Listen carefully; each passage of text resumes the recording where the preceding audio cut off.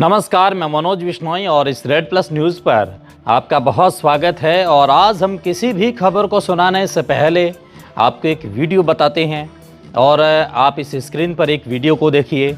ये वीडियो आज दिन भर सोशल मीडिया पर ट्रेंड में रहा और सोशल मीडिया से जुड़े लोग सरकार को इस वीडियो को देखने के बाद निशाने पर लेते रहे और कथित तौर पर यह कहा जा रहा है कि ये वीडियो जोधपुर के शेरगढ़ का है और इसी इलाके से संबंधित किसी पटवारी का बताया जा रहा है, जहां पर एक पटवारी इस एक खाट के ऊपर बैठे दिखाई दे रही हैं और उसके आसपास कुछ लोग भी शायद किसी काम से आए होंगे या फिर सरकारी काम से उनके पास आए होंगे। और इसमें से ये दावा किया जा रहा है कि पटवारी जनता के साथ में कितना घटिया तरीके से व्यवहार कर रहे हैं और इसी बात को लेकर सोशल मीडिया पर आज इस पटवारी को ट्रोल किया जा रहा है, सरकार पर निशाना साधा जा रहा है। एक तो वे खाट से नीचे बैठे हैं और दूसरी बात शायद वे रिश्वत के रूप में कुछ पैसे भी लेते हुए दिखाई दे रही हैं और पैसों के हाथ टच करने के बाद फिर कागज़ संभालती हैं। इससे पहले वे सीधे बैठे ही दिखाई देते हैं। रेड प्लस न्यूज़ इस वीडियो की पुष्टि तो नहीं करता, लेकिन अगर ये सच है तो फिर ये बहुत बड़ा मामला है और चिंता का मामला है। सोचने और समझने की बात है कि किस तरीके से सरकारी सिस्टम में लगे अधिकारी और अफसर कुछ एकाध ही जनता की भावनाओं को ठेस पहुंचाते हैं।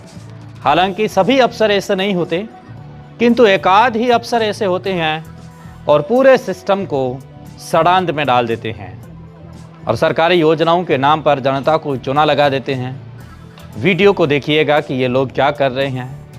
और ऐसे वीडियो सोशल मीडिया पर प्रसारित होना सरकार के लिए बेहद गंभीर विषय होते हैं और जब ऐसे वीडियो वायरल होते हैं तो सिस्टम पर सवाल उठता है, सिस्टम से सवाल पूछे जाते हैं कि आखिरकार सरकार कर क्या रही है, क्या सरकार की मंशा है और क्या नहीं।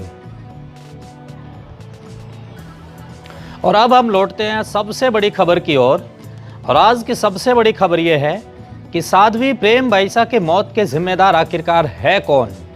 आज हम बात करेंगे राजस्थान की चर्चित कथावाचक साध्वी प्रेम बाईसा की, जिनकी बुधवार को जोधपुर में अचानक मौत हो गई और जिनके मौत के बाद सवाल इतने गहरे हैं कि जवाब तलाशने पर पूरी व्यवस्था कटघरे में खड़ी नजर आती हैं और सवाल भी पूछने ज़रूरी है।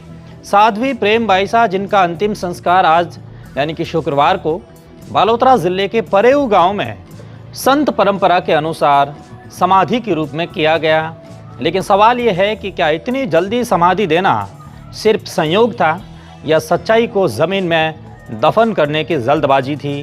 प्रेम बाईसा का जीवन किसी सामान्य संत का जीवन नहीं था। महज 5 साल की उम्र में माँ का साया उठ गया। पिता वीरमनाथ ने उन्हें संभाला, पिता उनका संसार बने और पिता ही गुरु बने और पिता ही संरक्षक बने।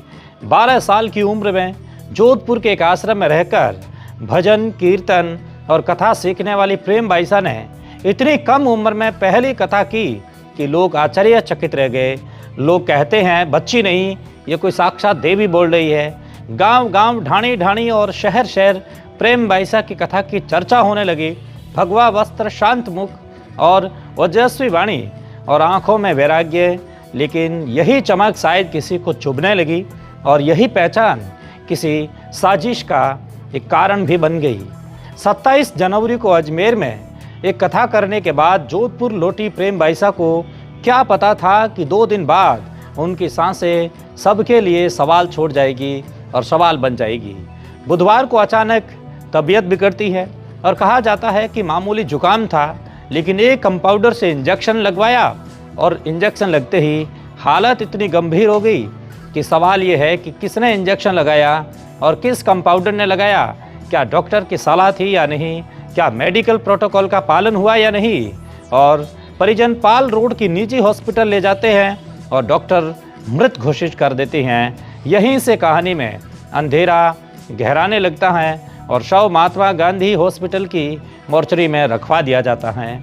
गुरुवार को पोस्टमार्टम होता है और पोस्टमार्टम के दौरान विवाद हो जाता है और सवाल उठते हैं, हंगामा होता है और शाम 6:30 बजे शव को आनन फानन में बालोतरा जिले के परेऊ गांव में रवाना कर दिया जाता है।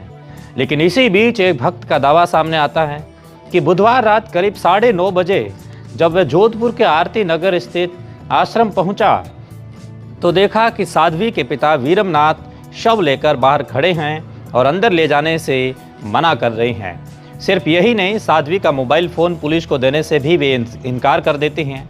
सवाल यह है कि मोबाइल फ़ोन में क्या था, किससे बातचीत हुई और आखिर कॉल किसकी थी और आखिरी मैसेज भी किसका था और आखिरी कॉल के मार्फत उन्होंने क्या बात की और आखिरी इंस्टाग्राम पोस्ट किसने की। मौत के 4 घंटे बाद किसने इंस्टाग्राम पर एक सुसाइड नोट के रूप में तथाकथित पोस्ट को वायरल किया और फिर एसपी वेस्ट के छवि शर्मा को हस्तक्षेप करना पड़ा और मोबाइल को अपने कब्जे में लेना पड़ा। एसीपी छवि शर्मा ने ये बताया कि परिजनों की रिपोर्ट के अनुसार साध्वी 2 दिनों से बीमार थी, इंजेक्शन लगवाया और हालत बिगड़ गई। लेकिन पिता वीरमनाथ कहते हैं कि सिर्फ मामूली जुकाम था। सवाल यह है कि जब मामूली जुकाम में इंजेक्शन क्यों और किसका इंजेक्शन, किस डोज में, और क्या वही इंजेक्शन मौत का एक कारण बना है या मौत की एक वजह बनी है या कहानी कुछ और है। क्योंकि जैसे ही मौत होती है वैसे ही कथित सुसाइड नोट सोशल मीडिया पर सामने आता है। साध्वी के ही इंस्टाग्राम अकाउंट से पोस्ट किया गया ये नोट, जिसमें अग्नि परीक्षा की बात है, आदि गुरु शंकराचार्य का जिक्र है और महान संतों को पत्र लिखने का एक दावा है। लेकिन सवाल यह है कि अगर ये सुसाइड नोट असली है तो पोस्ट किसने किया और मौत के 4 घंटे बाद ये किसने पोस्ट इंस्टाग्राम पर शेयर की और कब किया, किस डिवाइस से किया, और अगर नकली है तो किसने किया और क्यों किया। लेकिन उनके पिता वीरमनाथ ने कहा कि ये हमने किया है और साध्वी की मौत के बाद इसको वायरल किया है। क्योंकि इसी नोट के साथ 13 जुलाई 2025 का पुराना ब्लैकमेलिंग केस फिर से जिंदा हो जाता है। वही केस जिसमें एक वीडियो वायरल हुआ था जिसमें साध्वी एक व्यक्ति के गले मिलती हुई नजर आ रही थी और वीडियो को अश्लील बताकर उसे प्रचारित किया गया। सोशल मीडिया पर भगवा को बदनाम किया गया। लेकिन साध्वी ने हिम्मत दिखाई और 16 जुलाई को बोरानाडा थाने में एफआईआर दर्ज कराई और कहा कि वीडियो में दिखने वाला व्यक्ति कोई और नहीं बल्कि उनके पिता वीरमनाथ है। और ये वीडियो 2021 का है जब वे अवसाद में थी और तो पिता ने उन्हें ढांढस बंधाया था। पुलिस ने जांच की, 4 आरोपी गिरफ्तार हुए। उनके साउंड सिस्टम लगाने वाला व्यक्ति जोगाराम उर्फ जोगेंद्र और पूर्व ड्राइवर रमेश और कृष्णा नामक एक महिला और उनके अन्य साथी भी थे कि घर में लगे सीसीटीवी से वीडियो निकाल करके 20 लाख की ब्लैकमेलिंग का उन पर आरोप लगाया गया। पैसे नहीं मिले तो वीडियो एडिट कर वायरल कर दिया गया, ऐसा साध्वी का कहना था। तत्कालीन पुलिस ने कहा था कि बाप बेटी के रिश्ते को गलत तरीके से पेश किया गया। साध्वी ने कहा था कि भगवे पर कलंक लगाया गया है और मैं किसी भी प्रकार की अग्नि परीक्षा देने को तैयार हूँ। लेकिन सवाल ये है कि क्या ये मामला यहीं ख़त्म हो गया या किसी के दिल में आग बन करके जलता रहा। क्या वही आग अब इस मौत तक पहुँची है और अब मौत के बाद फिर से उंगली पिता पर उठ रही है। आरोप है कि पिता पोस्टमार्टम नहीं कराना चाहते थे। आरोप है कि जल्दी जल्दी शव को वे गांव ले जाकर समाधि दे जाना चाहते थे। और सवाल यह है कि क्या जांच से पहले समाधि देना सही था, क्या मेडिकल रिपोर्ट सार्वजनिक होगी और क्या इंजेक्शन देने वाले कंपाउंडर पर कोई कार्रवाई होगी। सबसे इंटरेस्टेड बात यह है कि उस मेडिकल से संबंधित उस कंपाउंडर का न तो नाम लिया जा रहा है, न जिक्र किया जा रहा है और न ही सोशल मीडिया और मीडिया पर उनकी कोई चर्चा हो रही है। क्या सुसाइड नोट की फॉरेंसिक जांच भी होगी, क्या मोबाइल डेटा रिक्वायर्ड होगा और क्या सीसीटीवी फुटेज देखे जाएंगे, क्या 2025 के ब्लैकमेलिंग केस के सभी लिंक खंगाले जाएंगे या फिर ये मामला धीरे धीरे श्रद्धा की धूल में दबा दिया जाएगा। क्योंकि प्रेम भाईसा सिर्फ एक साध्वी नहीं थी, वे हज़ारों भक्तों की आस्था थी और जब आस्था मरती हैं तो समाज सवाल पूछता है। और आज वही सवाल हम पूछ रही हैं कि साध्वी प्रेम भाईसा की मौत एक मेडिकल हादसा थी या किसी मानसिक दबाव का एक परिणाम थी या कोई एक सोची समझी रणनीति थी। क्या ये आत्महत्या थी या फिर आत्मसम्मान की एक हत्या है। क्या ये इंजेक्शन की गलती थी या सिस्टम की। और सबसे बड़ा सवाल तो ये है कि क्या हमें सच जानने का हक मिलेगा या फिर कहानी भी फाइलों में बंद होकर के रह जाएगी। क्योंकि अगर सच सामने नहीं आया तो सिर्फ एक साध्वी नहीं मरेगी, भरोसा मरेगा, आस्था मरेगी, और सवाल हमेशा ज़िंदा रहेंगे और लोग ये सोचते समझते रहेंगे कि आखिरकार उनके साथ हुआ क्या था और क्यों साध्वी ने अपने इस जीवन को समाप्त कर दिया।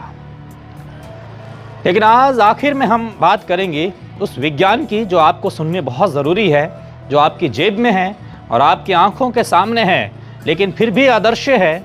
आज हम बात करेंगे उस रहस्य की जिसे आप हर रोज़ इस्तेमाल करते हैं लेकिन कभी सवाल नहीं करते हैं। सवाल ये है कि जब आप अपने मोबाइल पर किसी दोस्त से किसी खास चीज़ की बातचीत करते हैं और कुछ ही मिनटों में वही चीज़ आपके फ़ोन पर विज्ञापन बनकर कैसे आ जाती हैं। आप गूगल खोलते हैं तो गूगल की स्क्रीन पर वो कैसे विज्ञापन के रूप में दिखाई देती है, इंस्टाग्राम पे दिखाई देती हैं और वे कैसे फेसबुक पर दिखाई देती है, जबकि आपने तो उन सर्च इंजन पर कभी सर्च भी नहीं किया था। क्या आपका फ़ोन आपकी बातें सुन रहा है? क्या ये सिर्फ एक संयोग है? विज्ञान कहता नहीं, ये जादू नहीं है, ये गणित है और ये एक एल्गोरिदम है, ये डेटा है। जब आप किसी भी फ़ोटो को कुछ सेकंड ज़्यादा देखते हैं, जब आप किसी भी वीडियो को पूरा देखते हैं, जब आप किसी पोस्ट पर रुकते हैं, तब आपका फ़ोन आपकी आवाज़ नहीं बल्कि आपकी आदतें रिकॉर्ड कर देता है। हर स्क्रॉल, हर क्लिक, हर पोज, हर एक डिजिटल फिंगरप्रिंट छोड़ता है और इसी फिंगरप्रिंट से बनता है आपका डिजिटल व्यक्तित्व, जिसे कंपनियां पढ़ लेती हैं, समझ लेती हैं, उनका विश्लेषण करती हैं और फिर आपको वही दिखाती हैं जो आप देखना चाहते हैं। लेकिन सवाल यह है कि क्या ये सुविधा है या फिर निगरानी है? क्या ये विज्ञान आपकी ज़िंदगी को और आसान बना रहा है या आपकी सोच को एक सीमित रख रहा है? क्योंकि विज्ञान ये कहता है कि जो बार बार दिखता है वही सच लगने लगता है और जब सच एक एल्गोरिदम तय करने लगे तो लोकतंत्र से लेकर रिश्तों तक सब खतरे में आ जाते हैं। लेकिन यही विज्ञान अगर सही दिशा में इस्तेमाल हो तो बीमारियों को जन्म से पहले ही पहचान सकता है और उनका निदान भी कर सकता है। कैंसर को शुरुआती स्टेज में पकड़ सकता है, सड़क हादसों को रोक सकता है और इंसान की उम्र बढ़ा सकता है। फ़र्क सिर्फ नियति का है या नियत का है, क्योंकि तकनीक कभी भी अच्छी या बुरी नहीं होती, उसे चलाने वाला इंसान तय करता है कि वह हथियार बनेगी या औजार। और इसलिए अगली बार जब आपका फ़ोन आपको कुछ दिखाए तो ये मत पूछिएगा कि यह संयोग है या जासूसी, ये पूछिएगा कि मैंने अपने व्यवहार से इसे क्या सिखाया है, मैंने क्या सर्च किया है। क्योंकि विज्ञान आज हमारी किस्मत नहीं लिख रहा, वह बस हमारे चुनावों को पढ़ रहा है और हमारे द्वारा सर्च किए गए हर एक बिंदु का विश्लेषण करता है और उससे ही संबंधित आपको बार बार दिखाने की कोशिश करता है। विज्ञान ये आपको समझाता है कि आपका इंटरेस्टेड किस में है, आप किस में इंटरेस्ट है और वही चीज़ आपको बार बार बता रहा है। और यही आज का सबसे बड़ा वैज्ञानिक सच है कि दुनिया कितनी बदल रही है, तकनीक कितनी बदल रही है और इस तकनीक से भरे ज़माने के अंदर आप सुरक्षित रहिए, सतर्क रहिए और महफूज रहिए। रेड प्लस न्यूज़ से जुड़ने के लिए बहुत शुक्रिया।